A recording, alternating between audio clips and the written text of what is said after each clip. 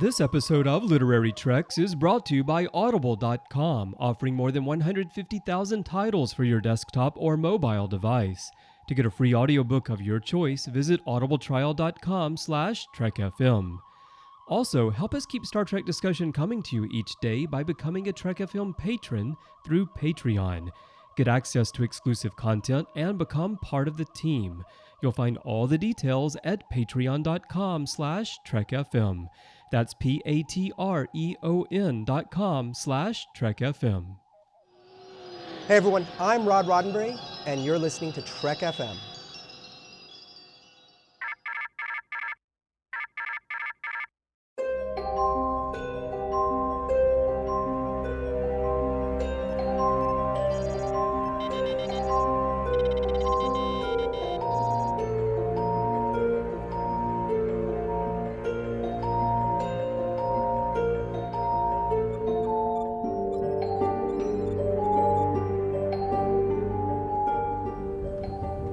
Are you taking all these books? I thought I'd take some light reading. Guess I got bored. Welcome, everyone, to another episode of Literary Treks. I'm just one of your hosts, Bruce Gibson, and with me, as he is always, because he's such a reliable guy, love watching him on YouTube. His videos on there are just fantastic. Give a big welcome to Dan Gunther. Hey, Bruce. Thanks. Wow. Thanks for the really warm introduction. Great to see you again.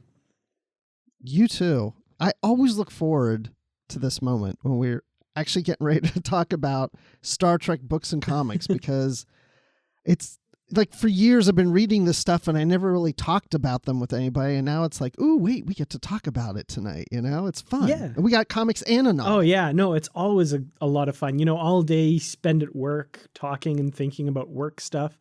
And then just knowing that at the end of the day, you're going to go home, turn on the computer, turn on the microphone and talk about Star Trek novels with someone who enjoys them just as much as you do.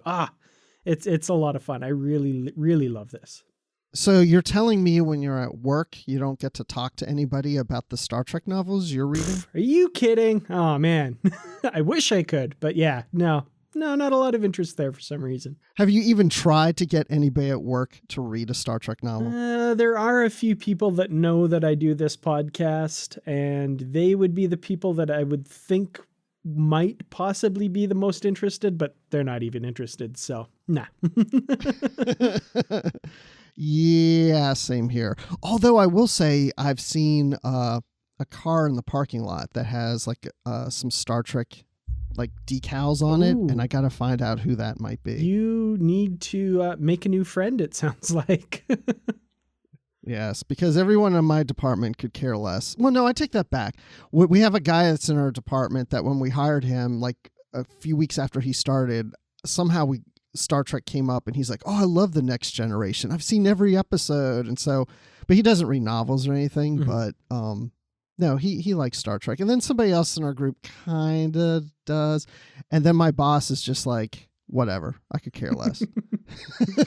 Oh, man. Yeah, you got to foster that where you find it for sure. You know, world needs more Trekkies. Exactly. I'm taking my boss a Star Trek novel and I'm going to ask her to read it. Nice. Let me know how that works out for you. I can tell you how it's going to work out. She's going to give it back to me and say, thank you, but no thanks. She'll use it to prop open her door for a while. Yes. You'll have to make it one of the hardcovers like Q Squared or one of the Shatner books. She might use it to prop the door closed so I don't come in. Excellent. So anyway, that's not what we're here to talk about. We're here to talk about the fact that we read them and we can talk to them, talk about these things with each other, and everyone listening likes this stuff, whether you read it or not, you're interested to know what's going on. So we had two new comics that just came out recently. One is the Star Trek New Visions 15, The Traveler, and the other one is Star Trek Green Lantern, Stranger Worlds number 5. So we're going to talk about New Visions first. So let me grab my comic here off the shelf as I click on it. Wait, that makes no sense. I don't click if it's on the shelf, but it is on my computer. Perfect. So this is one of those photo comics where they do Photoshop, taking images from the original series and putting it in here. And as I mentioned, this is called The Traveler, and it's not The Traveler from The Next Generation. This is a TOS book. So Dan, what were your first impressions when you read this? Well, I don't know about you, Bruce, but did you get kind of a vibe from a different science fiction franchise while you were reading this? We've got a ship and it's bigger on the inside, and we've got this kind of jaunty looking fellow who, is known only as the Traveler, and, kind of a singular noun, not a name kind of thing. And, this really had a huge Doctor Who vibe, and not to mention these aliens that kind of look like Daleks or something, just not exactly, but just enough that every page I read in this, I was thinking, oh, it's kind of like Doctor Who. I don't know. What did you think of that? That's exactly what I thought. When I first looked at the cover, these little robot things floating around in the background, I was like, those almost look like Daleks from the Doctor Who show. And I'm just like, that's kind of weird, but okay. And then I start reading the comic, and all of a sudden we meet the Traveler, and I'm like, well, he's kind of got a Doctor Who type vibe too. But prior to that, what really got to me about Doctor Who was the ship that they went on, because it's a smaller ship, but once they go inside, they're like, it's inside, it's bigger on the inside than it is on the outside. It's miles and miles long. Mm-hmm. Yeah, and how many times have we heard that on Doctor Who? A new companion or it's bigger on the inside. And I was really hoping Spock or Bones would say that exact line almost, but yeah, it's very TARDIS-esque. Yes. And I was thinking too, when I read it, is this supposed to be connected to Doctor Who? As I was reading it, I thought, oh, is this really kind of like a crossover? But it obviously isn't. The further I get through the book, I start to realize that this isn't a direct connection to Doctor Who. We're just kind of playing off of that idea. Mm-hmm. Yeah, and I think it uses that idea really well. And by the end of the story, we understand that this is actually the intent is that this personality, this persona, is meant to make you feel at ease and feel like you want to help this person and trust him, which is kind of how I've always viewed the Doctor, right? He's a bit of a threatening character. Like, he wields a lot of power and is very intelligent, but he always has this charming side to him that makes you want to like him and makes you want to trust him. And I feel like that's what this character, the Traveler, was doing as well. Yeah, he's got a coat on that's striped. Well, it's one half is blue, the other half's red. I mean, it looks very much like a Doctor Who kind of coat that he would have worn in the earlier series. Mm-hmm. One thing I did like that he did in engineering is created like this 3-dimensional enterprise that they can use in engineering to identify problems with the ship. I thought that was really cool looking. Yeah, that was neat.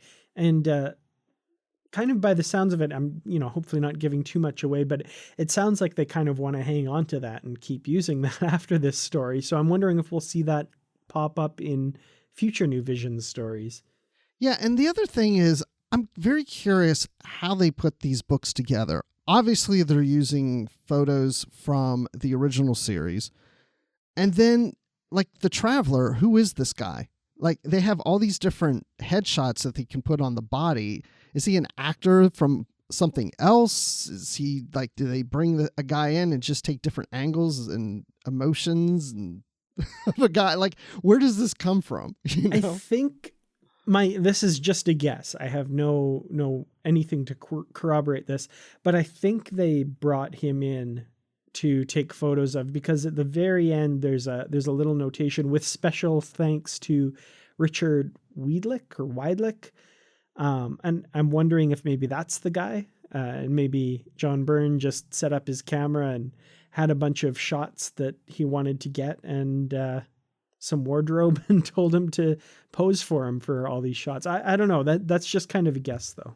No, that's a good point. I did see that special thanks at the end, and I didn't really think anything of it because I was like, I don't know who this guy is. But you're right. It could be the guy that they brought in to take pictures. It makes me wonder if they sit in an office and they go, hey, Bob over there, come over here. You got a few minutes? we want to take a few pictures of you. When you want to be in a comic book, just come in here and sit down and we're just going to take several pictures of you, you know? Yeah. I mean, and there are so many tight close-ups of his face and that sort of thing. Yeah, I've got to think this was done specially for this comic. Not, I mean, there's so many shots of Kirk and Spock and stuff lifted from this series. I suppose this could be somebody from something else that has a lot of shots, but I don't know. I think it's specific to this comic. That's my guess anyway. Do you think if we send in a bunch of pictures of ourselves that will actually appear in the comics? Ooh, we'll have to like put together about 100 images, you know, surprised and pensive and angry. Can you imagine doing that? Oh my gosh. Unsolicited, okay. just 100 snapshots. There you go. Right. I'll use up all the memory on my phone because I took so many pictures of myself. just hundreds of selfies all sent into them. So do you have anything else you want to comment about this particular comic? I do have to say I enjoyed it. I think it was an interesting story. Nothing completely groundbreaking. I like the alien robots, I guess, and I like where the story leaves them at the end. I think robotics is not really something we see enough of in Star Trek. It kind of makes sense there would be a lot of, robotic type stuff other than just, androids like Data and that sort of thing. So it was kind of neat to see that play out in this story. And I don't know, I kind of liked what it had to say about, going simply by appearances. You trust this guy because he looks like us and, acts fun and interesting, but we find out he's much different. And these aliens who are very different from us, it turns out they're the ones that are under attack here. So I guess I'm kind of giving away the ending. Like I said, I wouldn't, but yeah, it's a great story. It's really interesting to see it play out regardless. So I liked it too. I found it entertaining. It kept my attention going. But I really didn't understand why this traveler was doing what he was doing. I mean, I kind of got it, but I don't think it was fully fleshed out at the end. Mm-hmm. Like, I kept expecting it to be like, well, he was getting his revenge because blank. Yeah. I didn't really pick up on the real reason. Yeah, I don't know. It's almost like, oh, he's a strange alien creature who's evil, I guess. Right. And then there's no real motivation beyond that, which, yeah, is a little bit disappointing for sure. Well, that being said, I know the motivation in the Star Trek Green Lantern comic. And so let's go to that one. Number 5 of Stranger Worlds. So we're getting to the end of this series. There's 6 issues, and we've reviewed the previous 4 on other episodes. So now we're talking about the 5th issue. And I have to say, Dan, that I'm really enjoying this series. I never thought I'd really enjoy a Star Trek Green Lantern crossover because I'm not big into crossovers, but this is really good. And this issue seems to be the climax of the series where I feel like all the action is really just intensifying, building up towards the end. Mm-hmm. Yeah, there is a lot going on in this one. It is definitely action-packed. And yeah, like you, I think of all the series that are going on right now, like I'm really enjoying Boldly Go, but when I see this one pop up on the schedule, I'm always like, oh, excellent. We get to find out what's happening next because I'm really into this one. And as I've said many times in previous episodes, I'm not a fan of Green Lantern. That's not to say because I don't like it necessarily. I've just never really been exposed to it or gotten into it at all.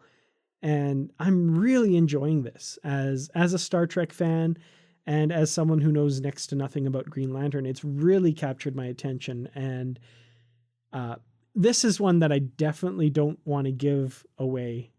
You should definitely read it yourselves.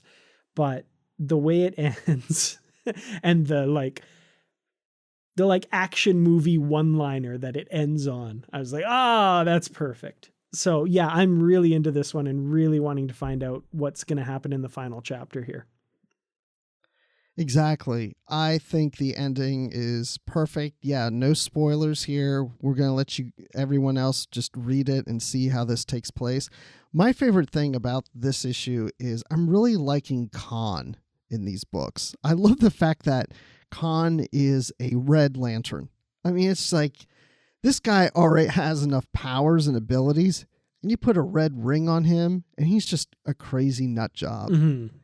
And it's almost like Khan the superhero. It's just fun, I guess is what I'm saying. I don't know if I really would want to see that in a Star Trek episode or movie, but in the comic, it's fun. I really enjoy seeing this aspect of his character to have this power and go to the Klingons and say, follow me. I'll fix everything for you. We'll conquer Earth together. It's just I don't know. It's just very comic book-esque type of storytelling. Mm-hmm. Yeah, that's it exactly. Like you said, I think it's a bit too over the top for a television show or a movie, but yeah, it fits totally the format of the comics here. This is at its core a comic story in every sense of that word. It's over the top, it's full of action, and visually just stunning.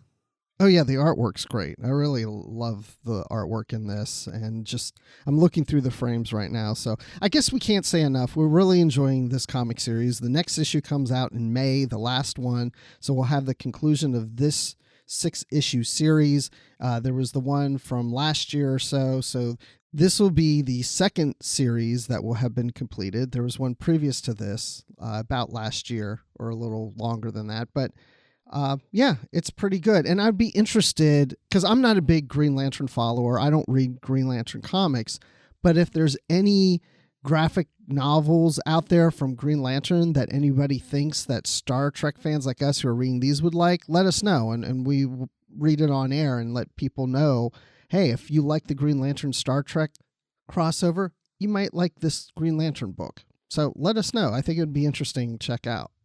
So that being said, if you were going to do this and let us know about a Green Lantern book, let me tell you how you can reach out to us. You can call me at... No, sorry, I don't give my phone number out. You can send us an email through trek.fm/contact. Just go there and fill out the information, and we will get your email sent to our inbox. You can send us a voicemail. Look on the sidebar of our show page, or go to speakpipe.com/trekfm. You can tweet us. That's where I look for tweets, is on Twitter. No, I look to interact with listeners on Twitter. You can tweet us at TrekFM, and you can also, probably best to tweet us directly. So I'm Admiral_Rex. And Dan, you are? I'm at Kertrats. That's KERTRATS. And bonus points if you can figure out where I got that name from. Oh, wow. Yeah. Let's talk about that. I'll think about that one. So also on Facebook, go to facebook.com/TrekFM. You can also join us in the Babel Conference on Facebook. That's our Trek FM listeners group. Just go and type the Babel Conference, BABEL, into the search field in Facebook, or go to our website, trek.fm, and click the discussion option on the menu bar, and it'll take you to the Facebook page. So that's a really great way to interact with not just us, but all the hosts and listeners of Trek FM. And then, Dan, tell us about the Goodreads group that we have. Well, on Goodreads at goodreads.com, you can find our group where we maintain bookshelves with all of the books that we've previously covered in episodes up to now, as well as what we are currently reading, so that you know what's coming up for future shows. Now, if you're not on Goodreads, it's a really great way to keep track of your books that you want to read, that you have read, and that you're currently reading. And that's exactly what we use it for the show. And on top of that, there are also discussions happening about all the various books in the Star Trek universe, not just the ones we're covering on the show. So check that out, www.goodreads.com, search for Literary Treks. Okay, well, let's not waste any more time. Let's go ahead and jump into our feature, where we're going to talk about William Shatner's Star Trek novel called Dark Victory. So 10 episodes ago, on episode 178, we reviewed William Shatner's Spectre book, and that was book 1 in this trilogy that takes place in the Mirror Universe. Well, it doesn't take place in the mirror universe. It deals with the mirror universe so far. And now we are reviewing Dark Victory. And I'm looking here. This book, which is the second of the series, came out in 1999. And I read this at the time. I think these came out maybe as hardcovers originally. I don't recall, but I have the paper book. Do you remember, Dan? I'm pretty sure they all came out as hardcovers. All of the William Shatner's novels did originally. I must have waited until the paperback came out because that's what I have in my hands right now from when I originally bought it. And I remember at the time really enjoying this book. I really enjoyed all the William Shatner books. And I wondered, after all these years, would I like it today? And the answer to that question is, I'll save it for the end. Ooh, but cliffhanger. Yeah. So, Dan, did you read this prior to the show? I did not. I actually read it for this episode for the first time.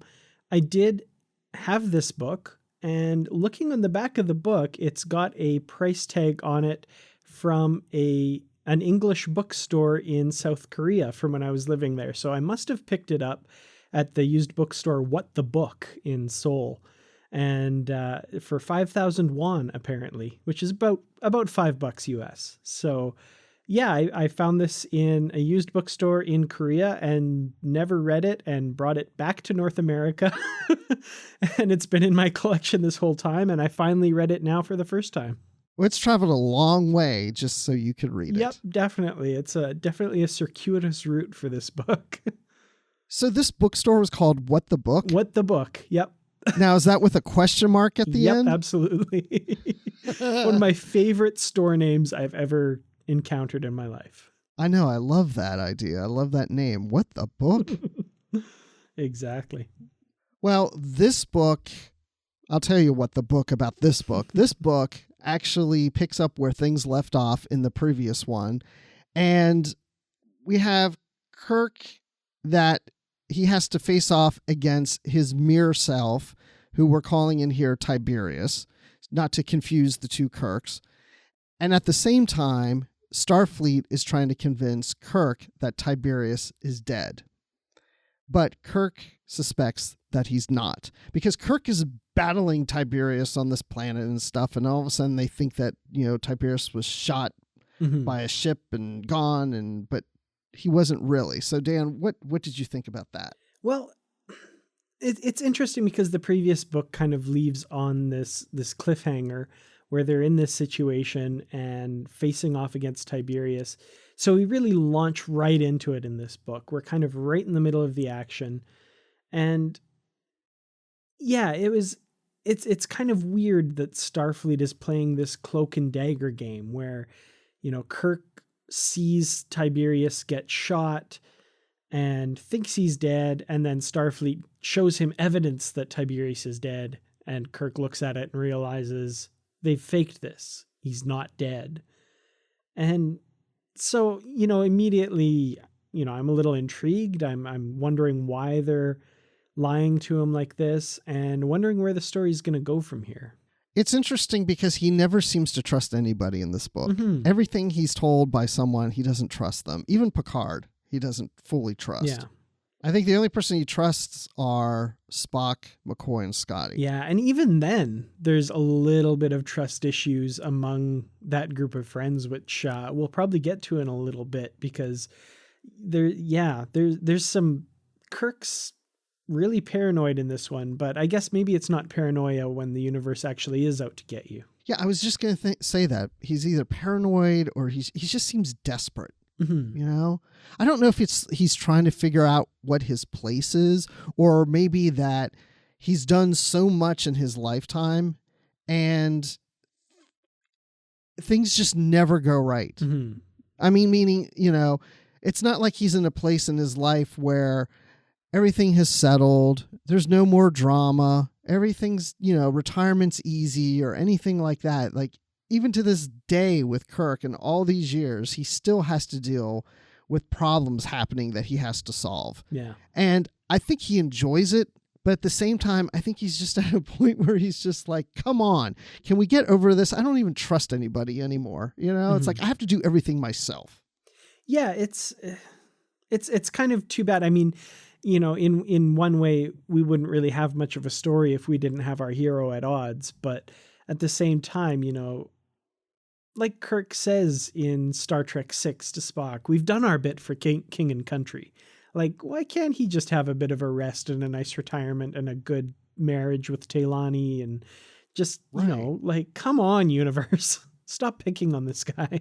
Yeah, that scene from Star Trek VI is perfect. That's the Kirk I feel like we get in this. From that scene, it's the same thing. We've done our bit. You know, we've saved king and country. Come on. Like, when's it our turn that we can, like, stop this madness? Yeah, exactly. Because, yeah, he does get married, which that was one of my most favorite scenes, was seeing him actually getting married and having the reception. It just seemed so, it felt deserved. Like, I felt like Kirk has finally found happiness. He's found a woman that he can settle down with, live with in some remote planet, and just live out the rest of his life out of danger and with happiness. And of course, that doesn't happen. Yeah. So yeah, Taylani is attacked basically by a nerve toxin of some kind, and she collapses, and Kirk, you know, vows to save her and you know, avenge her and that sort of thing. And the origin of this attack and why it was perpetrated was also very surprising to me. What did you think of that aspect of the story? Yeah, because she's attacked by a child.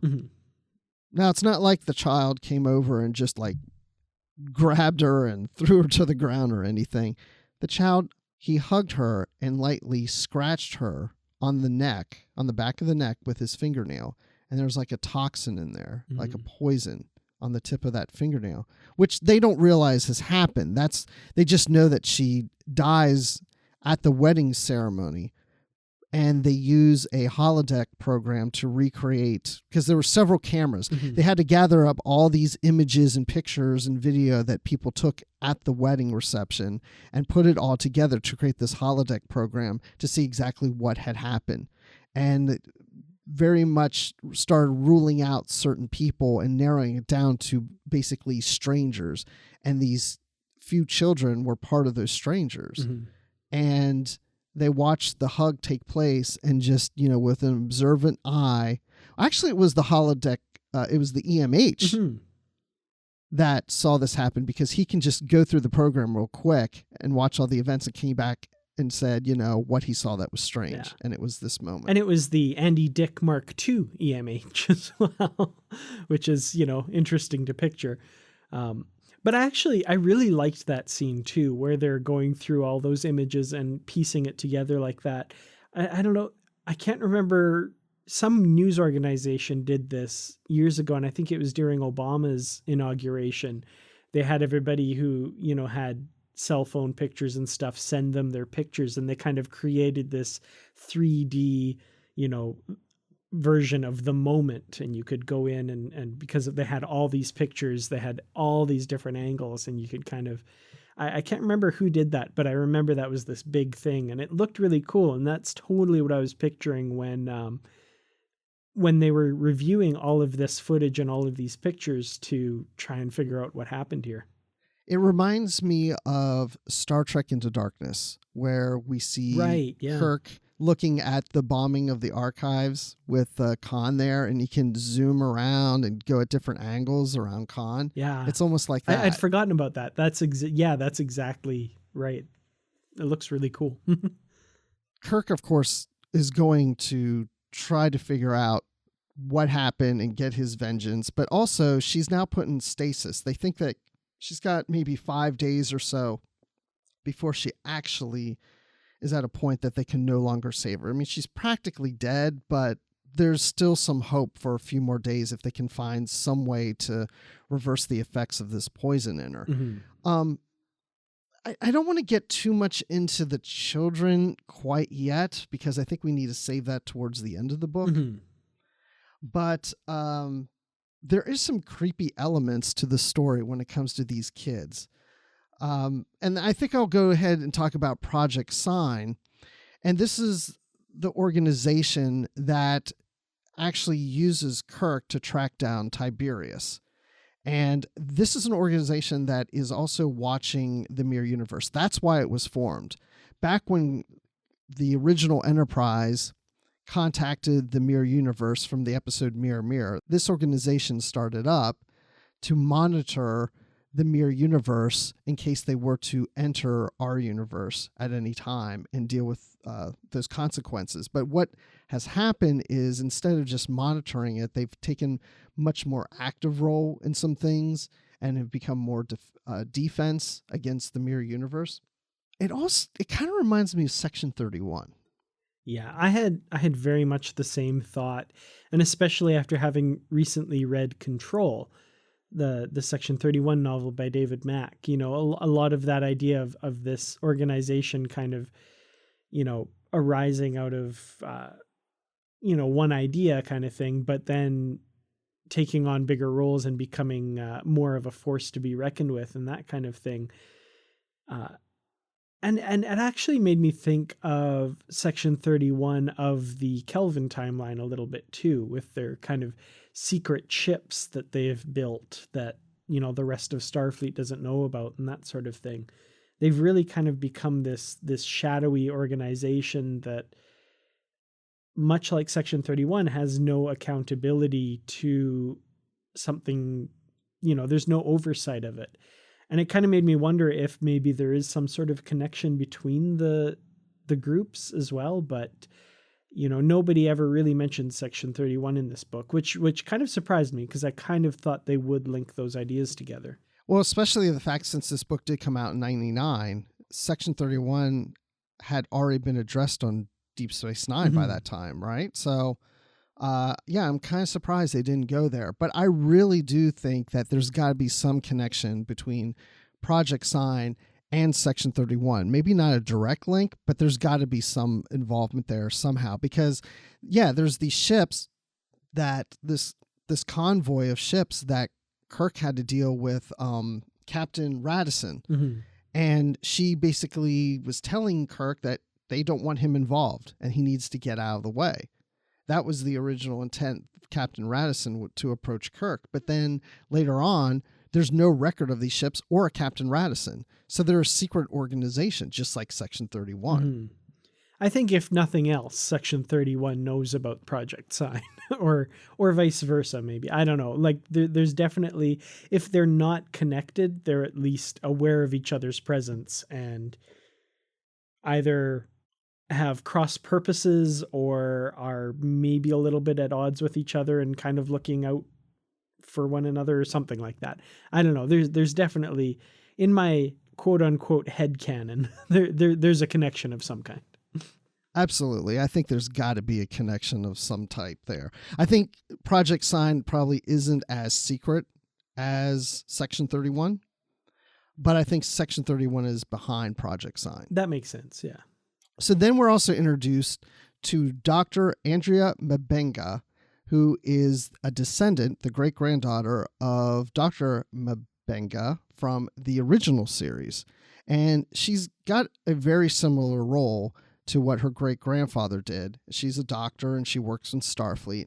And this organization brings her in to help with some different investigations and scientific data and try to figure out some things and projects that they're doing, but she never remembers that she did it. After they use her, they don't necessarily wipe her mind of the memories of working for them. They suppress her memories. Mm-hmm. I thought that was interesting because the idea is if they wipe her mind and have to use her again, they almost have to re-educate her.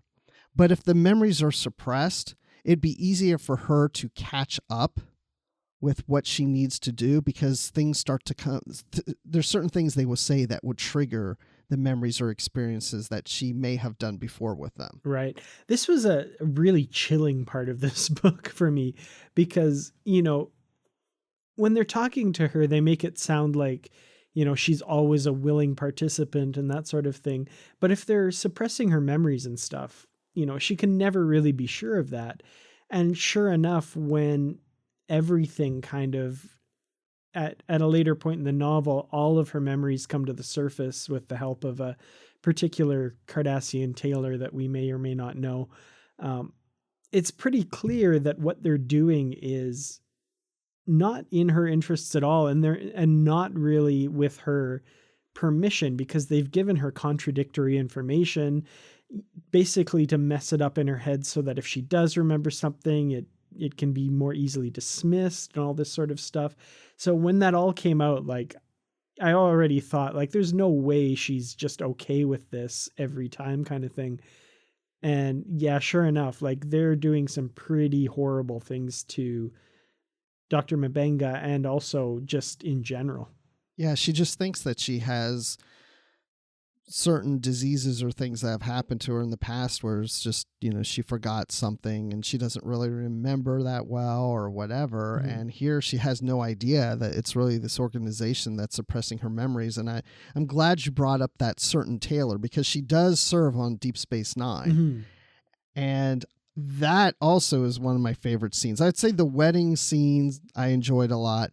My second favorite, or about equal, would be the scenes with Garrick. Mm-hmm. He's such a great character, I'm telling you. It's just, he's fantastic, especially when, no one else knows what's going on, but he's giving everybody the crumbs to follow the path to get to the answer. And he's basically insinuating to her that maybe she doesn't remember certain things. Maybe someone's behind that. And of course, she's blowing that off. But then he convinces her to come to his tailor shop there, and he takes her back to show her something. And here's this man in a chair, all beaten up and bounded. And she's just like, oh my gosh, what's going on? And as soon as she looks at this man, all of a sudden it starts to come to her that she knows this guy. Mm-hmm. And Garrick's just like, look at him, notice, don't you see who he is? Aren't the memories there? Do you understand what I've been telling you? It all starts to coming to the front of her mind. That was so awesome. Yeah, I love Garrick. I've gone on the record saying he's one of my all-time favorite Star Trek characters, if not my favorite Star Trek character. And he's written really well here too. Like his parts are, he really, at first when he showed up, I thought he was kind of like, oh, they're throwing Garrick in here. That's cute. Okay. Just a little bit of fan service, but he really does become integral to the plot in uncovering what's been happening to Dr. M'Benga and what's really going on behind the scenes here. So yeah, that scene was really, really great. And kind of seeing those memories pop up and start to become uncovered from the perspective of Andrea M'Benga was really cool. That was a really well-crafted scene. Yeah, so there were several scenes in here that really worked. Then there's other parts of the book that I feel like it's just trying to get you from one place to the other. So let's talk about the pacing of this book. Mm-hmm. I noticed that you had made a note in our show notes here, Dan, that you felt that the story was structured strangely and had a quick wrap up to the previous book's cliffhanger, then a lull in the middle. Tell us more about what you were thinking of that. Well, it was kind of, like I said, yeah, it wraps up the cliffhanger. So we're dropped in the middle of this action at the start of the book. And I mean, I understand it's part of a trilogy and not a complete story in itself, but I tend to prefer when, even in a trilogy, a book has kind of a definite beginning, middle, and end. And this one to me felt like it was wrapping up the story from the previous book and then seeding some crumbs for another story that just took a really long time to get going. So the middle part of the story, we get some intrigue and some stuff happening, but the main plot, I notice, for example, when Kirk finally crosses over into the mirror universe to try to catch up with Tiberius, which is, towards the end of the novel, we're only like 50 pages from the end, 50 to 100 pages. And I'm going, this seems really strange to me. Like, it's like we're kicking off another story and then just creating another cliffhanger for the next book. And again, like I say, I understand it's a trilogy, but when I pick up a book, I like to have kind of a definite feeling that I've read a novel. You know what I mean? I don't know if that makes sense. No, it makes sense, because it really felt like when I started the book, it was the next chapter in the first book. Mm-hmm. It was almost as if I was going into this smack dab in the middle of another book. I was like, wait, what's going on again?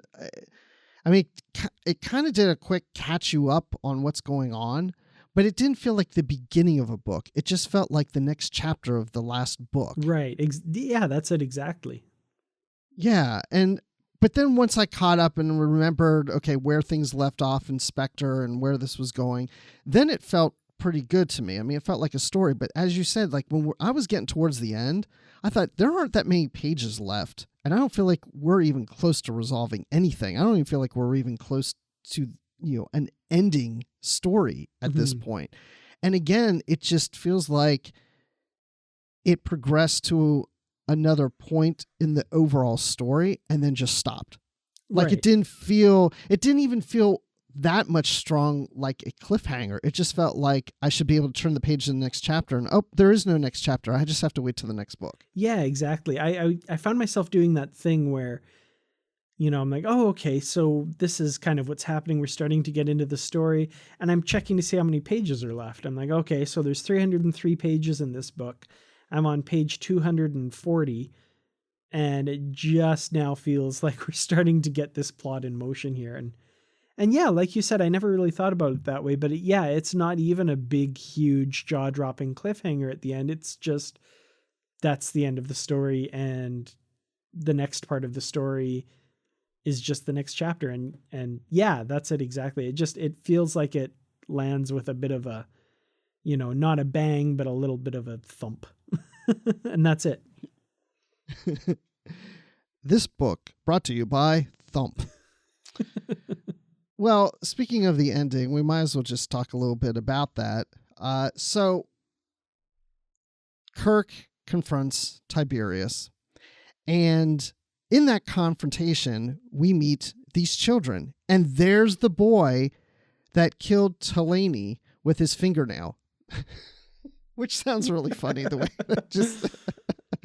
It's like I want to go to... Okay, so I'm going to go to my boss. I'm going to say, you really need to read a Star Trek novel. In this book, a boy kills a woman with his fingernail. It's fantastic.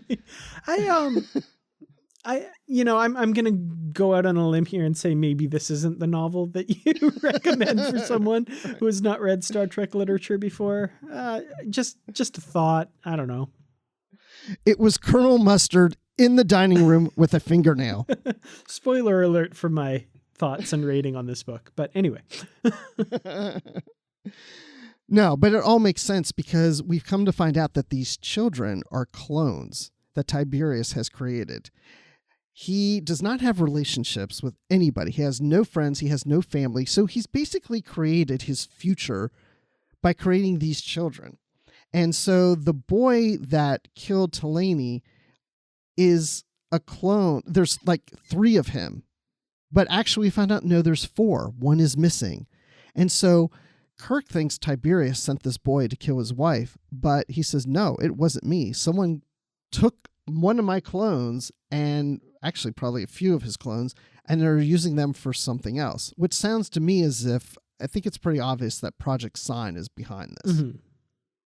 Yeah, and we do learn through Dr. Mbenga and what's going on with her that it was Project Sign that actually attacked Tilani and not Tiberius. So speaking of the end here, this is where my big problem with this book comes, is Kirk's after Tiberius because he wants the antidote to this toxin that's killing Tilani, and basically he hands all of his chips to Tiberius. He tells him that he needs this thing from him, and then so Tiberius is like, oh, you need something from me, do you?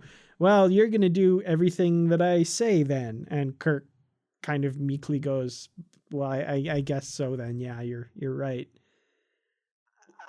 Well, this is the thump that the book ends on that I mentioned earlier. I'm just like, and I mean, I know it's a Kirk-centric story. In the 3rd book, he's going to be vindicated and this is all going to turn around. But it was such a, not an exciting way to end.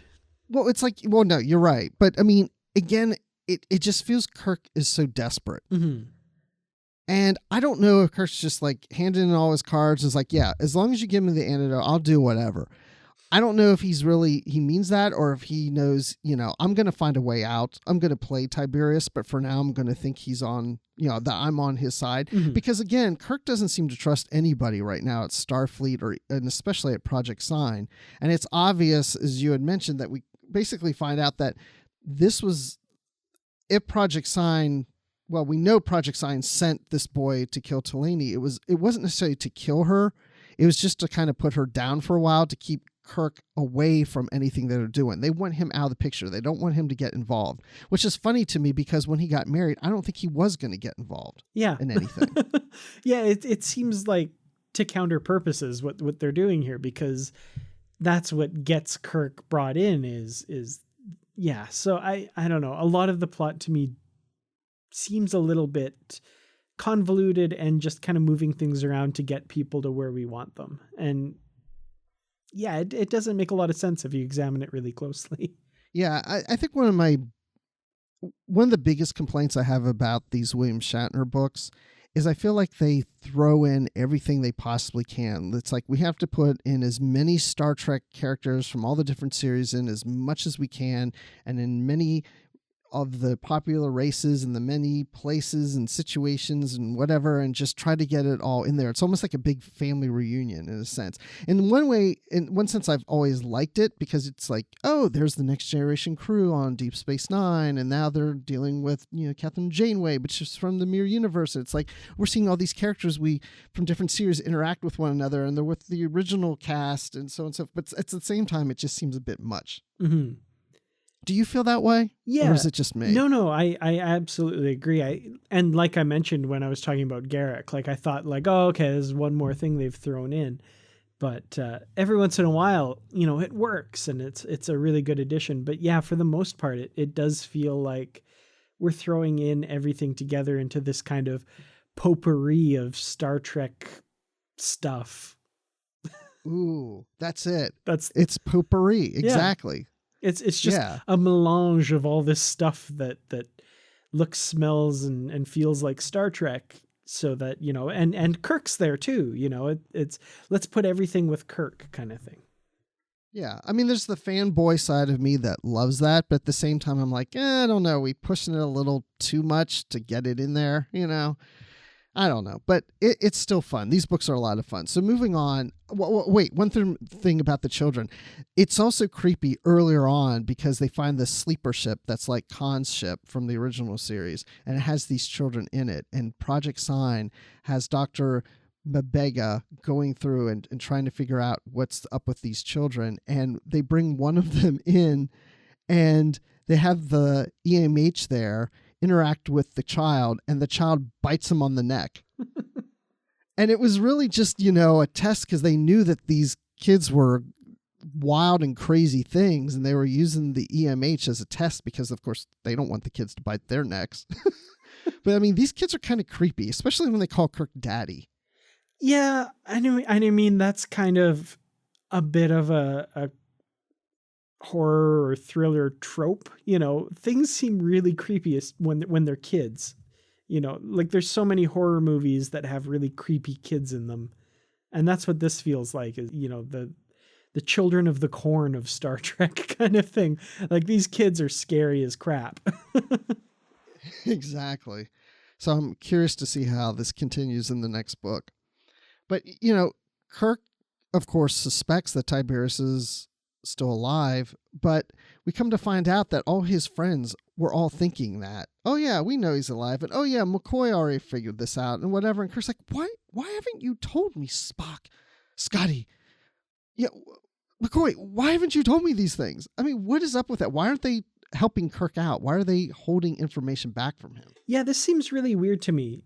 So yeah, like you said, all of these, Kirk, Spock, Scotty, all of them, and McCoy, all of them think that Tiberius is still alive, and none of them shares their suspicions with any of the others. And this, was really confusing to me, and especially when they all kind of figure it out and they, yeah, Scotty thought that too. And, you know, all that kind of stuff.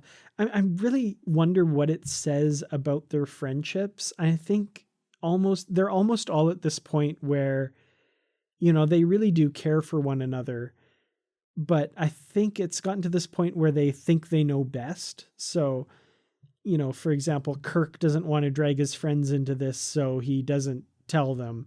And Spock worries that, you know, Kirk will be upset by this news, so he doesn't tell him, and all this stuff. And, you know, it really speaks to, I think friends need to trust one another and, you know, to share this information with each other, because it's this really almost, I don't know what the word would be, but like almost like this paternalistic thing where, you know, I know best, and I know, you know, like when you find out a friend has been keeping something from you because they didn't want you to be upset or something like that. Like when that comes out, that's always more upsetting than if you had just shared that information to begin with, you know? And it's a bummer to see these friends at this point. And all right, Dan, I'm going to come out and just tell you, I've been keeping the secret from you all this time.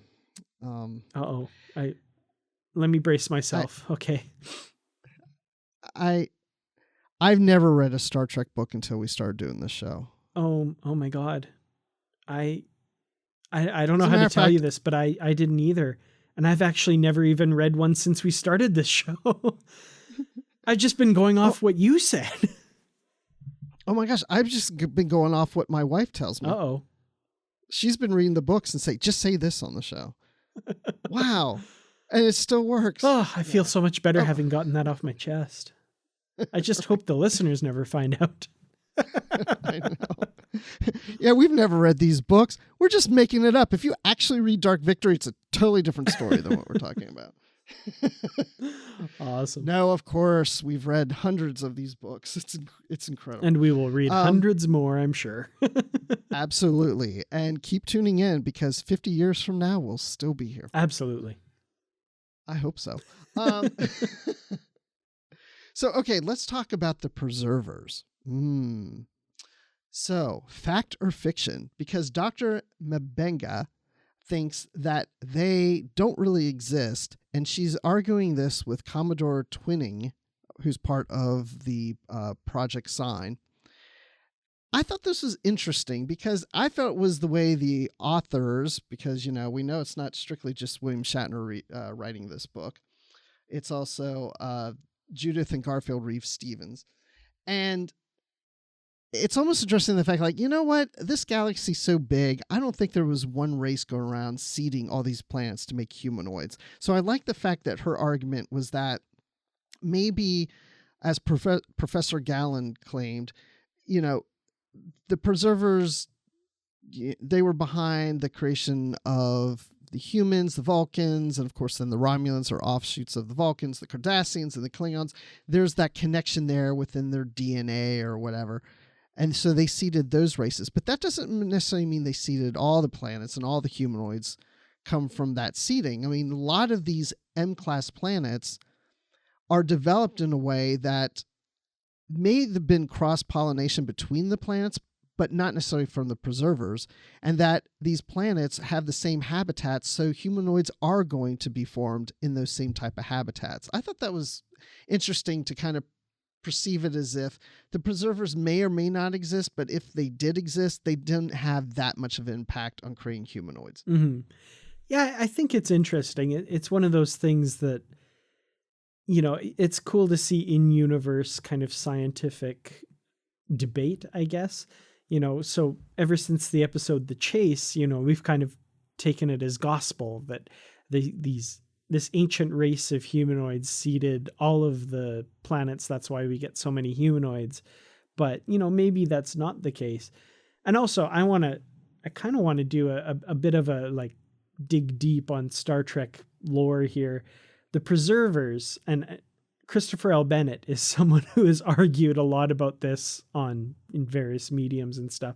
The preservers were identified as the people that transplanted the Native Americans in the episode The Paradise Syndrome in the original series, which, you know, was not that long ago as far as, you know, in cosmologically speaking. And there's really nothing to link them to the ancient humanoids that were in the episode The Chase. But for some reason, they seem to get conflated, even though they're billions and billions of years apart. But I mean, that's just a little tiny nitpicky stickler thing that, like, I don't think it's the preservers. The preservers are something else. But I think as we get further into the lore of these novels, they're going to be called them, I guess, and the same thing. I don't know. It doesn't make sense. But anyway, that's just a little side note. Well, and I think we will find out more about them because the next novel in this series is called Preserver. I don't know what you're talking about. Which, by the way, I don't think I ever read. I read book 1 and 2 of the series, but I never read the third one. Oh, nice. Yeah, no, I've like I said, I've never read this one. So yeah, I've definitely never read that one either. So looking forward to that. It'll be our first time for both of us for that one. And honestly, I would like to go into it right now because these books are so closely connected. I'd like to just keep it going, but we are going to cover that here in the next few episodes. It's coming soon. Mm-hmm. It is coming. I don't remember which episode, but it is coming up soon. Definitely. So we're going to get to Preserver in a little while. So now we have in here where Kirk doesn't want to be incapacitated like Christopher Pike. He's been worried about this for years. He remembers seeing Pike in this condition like we saw in the original series. And in the meantime, Kirk has made a point, and this is what it says in the book, he has made a point of staying active with horseback riding and other physical activities and challenges, and he seems to always jump into things, and because he's always trying to be on the move and always trying to stay active, and he's always cheating death. However, he's always known that one day, that day will come where he will no longer be able to do those activities, and he's been afraid of that. And no matter what, he will continue to fight to never give up the abilities that he has now. And this reminds me so much of William Shatner himself. I guarantee you William Shatner had a lot to do with this being in the book. Because again, he wasn't the only one writing this book, but he was presenting ideas. Because I remember William Shatner years ago, and maybe it was around the time he was doing these books now that I think about it, he said, that's one of the things he's always been doing is he is afraid of getting old. He just feels like he always has to stay active because if he just keeps moving, then maybe he will live longer and not think about getting old and dying. And to this day, think how much this man does. Mm-hmm. I mean, he's always active. He's everywhere. I mean, he's just constantly doing stuff. And at his age, I mean, isn't he, he's in his 80s, mid 80s. Yep. Yeah, he's over 80 for sure. Yeah, no, and I actually really appreciated this part of the book, and I hadn't thought of it before reading this, that particular aspect of Kirk, especially linking it to Chris Pike like they did. I thought that was really interesting. His immediate predecessor is Captain of the Enterprise, and that's how he ended up.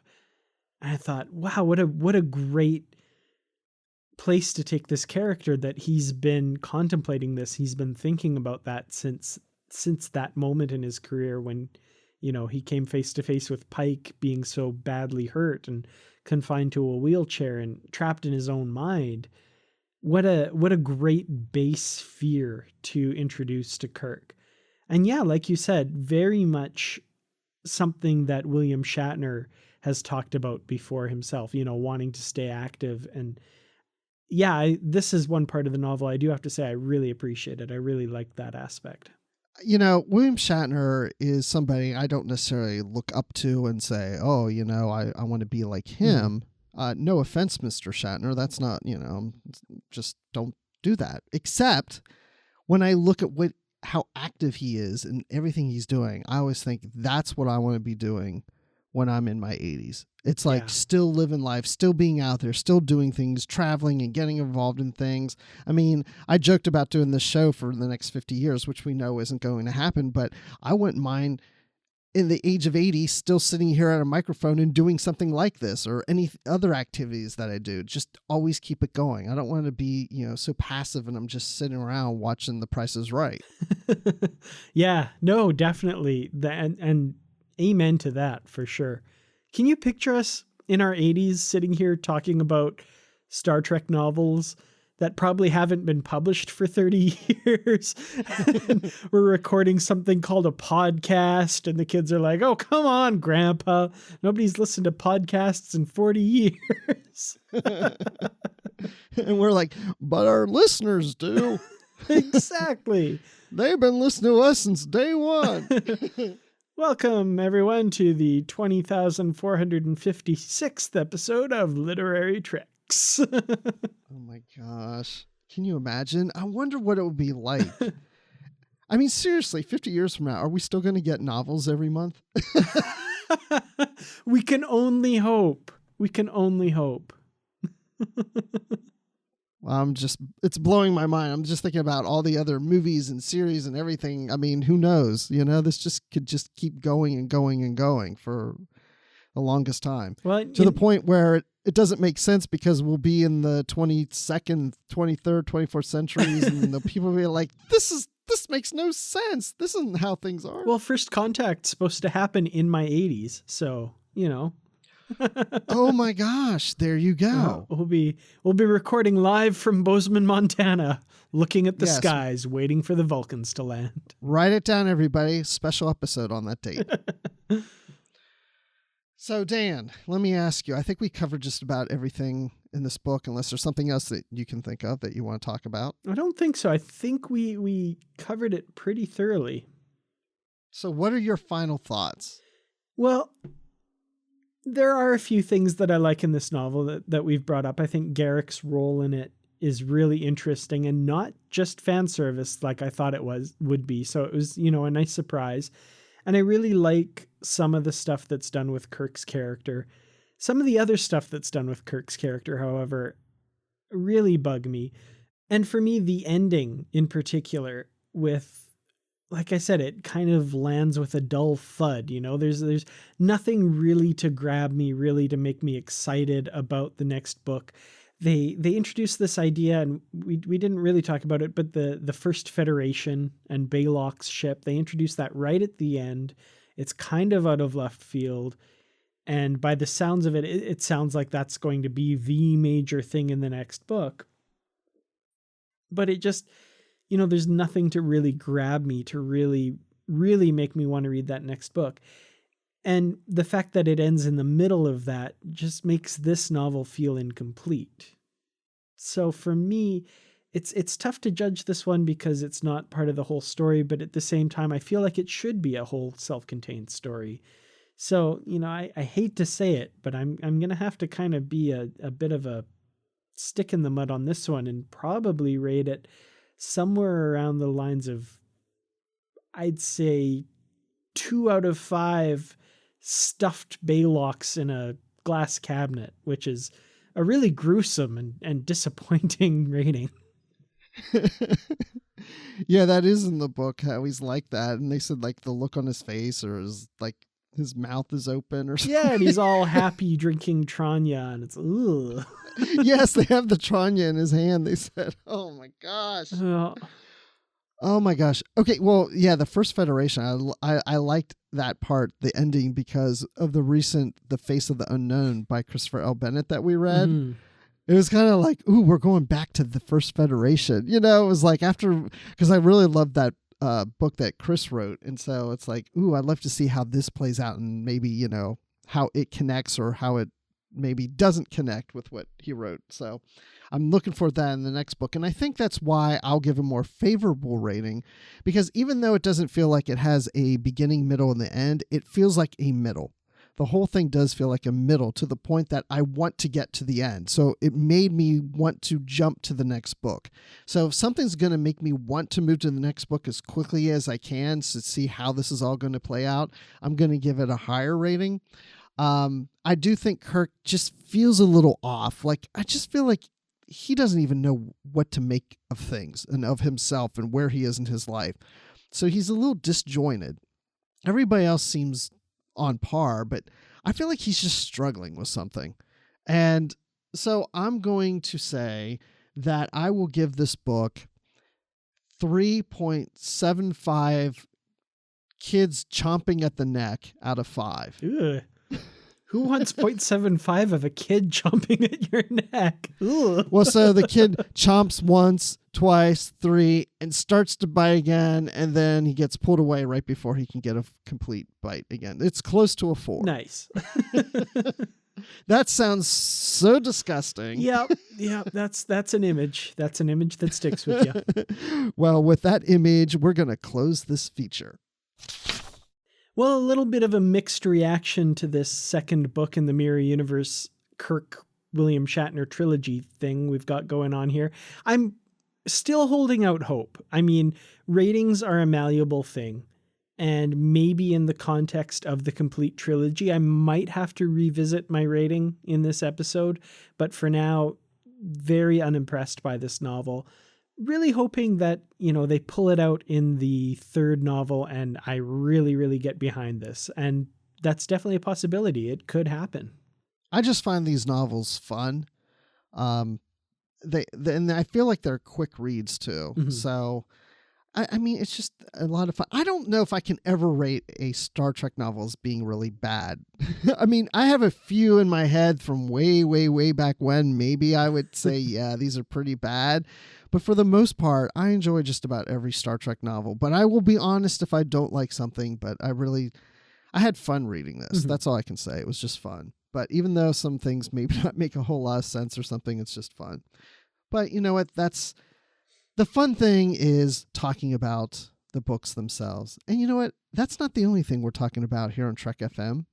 Here's some other things that you may have missed somewhere else on the network. Previously on Trek.fm, Standard Orbit.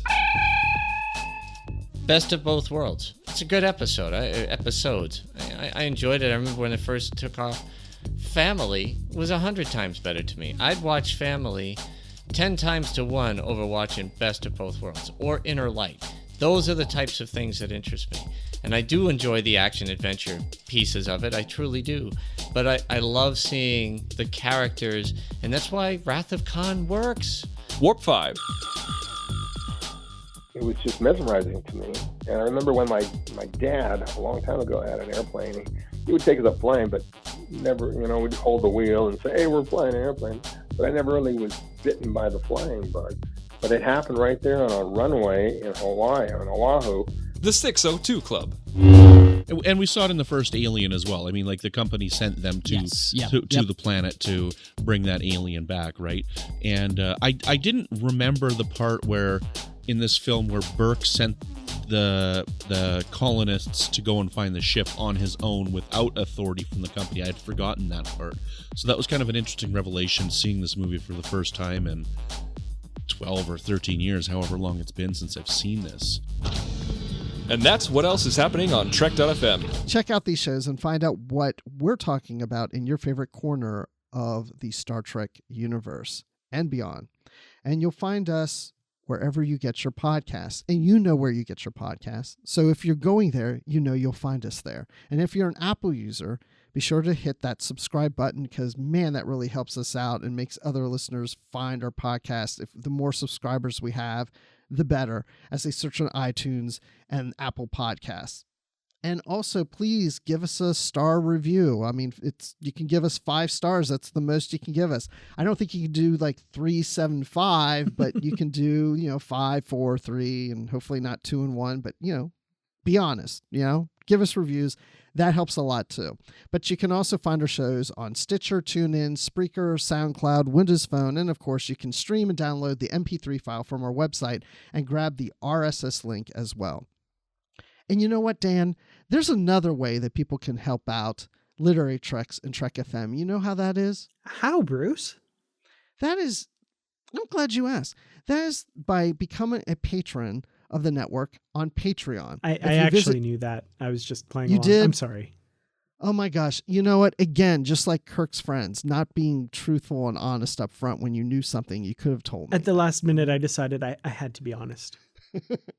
Well, if you visit patreon.com/TrekFM, that's patreon.com/TrekFM, you'll find our current goals and different milestone contribution levels, along with all the great perks we have for you. These perks include early access to content, exclusive content, producer credits, seats on our content development team, and more. So we really appreciate any support you can give us and hope you'll join the team. Again, you'll find all the details at patreon.com/TrekFM. So, Dan, when you are hiding information from your friends, like from me, where can people find you? Well, I'm actually pretty free with my information. I put it out there for all to see on places like Twitter, where you can find me at Kertrats, that's Kertrats. I take pictures of everything going on in my life on Instagram at Kertrats47. I'm on Facebook.com/KertratsProductions. I'm on YouTube.com/KertratsProductions. And you can also find me in the Babel Conference on Facebook. And in all of those places, the stuff that I share is mainly about Star Trek, because what is life without Star Trek? And Bruce, when you're not hiding listening devices in the infirmary trying to figure out what the heck is going on with Dr. Mbenga and why she keeps fainting all the time, where can we find you? Well, you can find me in my tailor shop getting people fitted with new outfits and clothing, or you can find me on Twitter at Admiral_Rex, and you can find me talking Star Wars on the Star Wars Report podcast with Riley Blanton and Mark Hurleman. And of course, you can always find me in the Babel Conference, because that's where we like to talk about Star Trek online. And we also like to thank our associate producers, Ken Tripp, Greg Rosier, and Brandon Shea Matala for all their support on the Trek FM network and being those associate producers of Literary Treks as well. So thanks everyone for listening. And until next time, live long and read on. What do you call that, light reading? To each his own, number one.